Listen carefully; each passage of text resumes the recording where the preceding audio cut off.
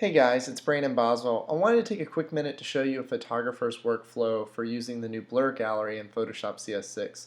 So as predominantly a wedding photographer, I need to do my editing really fast, and that means Lightroom 4 because we can do things very quickly. We can synchronize the light between multiple different photos. It really allows us to get in, get our editing done, and get out, and then only use Photoshop where we really need to do some heavy lifting.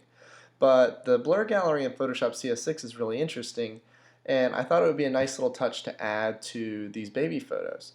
So I created a quick action that will kind of speed up this process. So the first thing we need to do is we need to get this photo over into Photoshop CS6. So we can right click on this photo and choose Edit In and then Open as Smart Object. So the reason why we want to open it as a smart object is I want to be able to retain that raw file.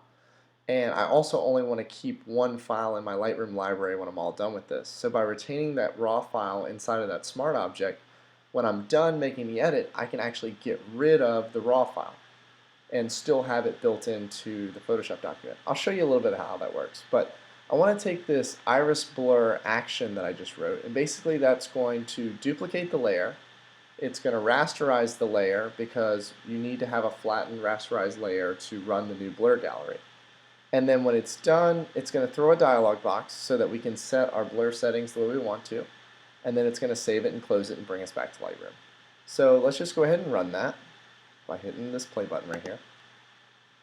And it went ahead and duplicated the layer, and now we can kind of set the blur point where we want.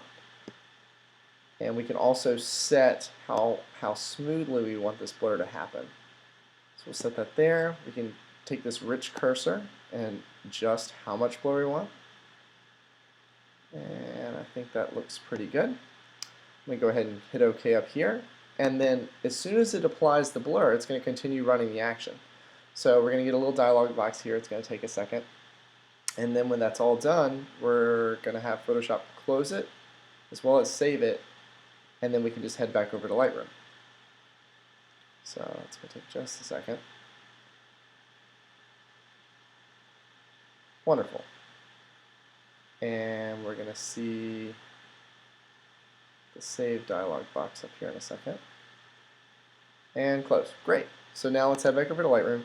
You're going to see we're going to have two different files in here from Lightroom. We're going to have the original raw file, which is over here.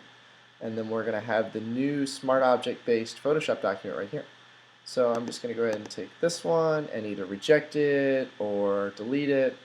For me, I'm just going to delete it because I know that I have that raw file built into the Photoshop document. But make sure you do that. If you forget to do this, the open as smart object, then you're actually throwing away your raw, which you probably don't want to do. So let's go ahead and hit delete. And yep.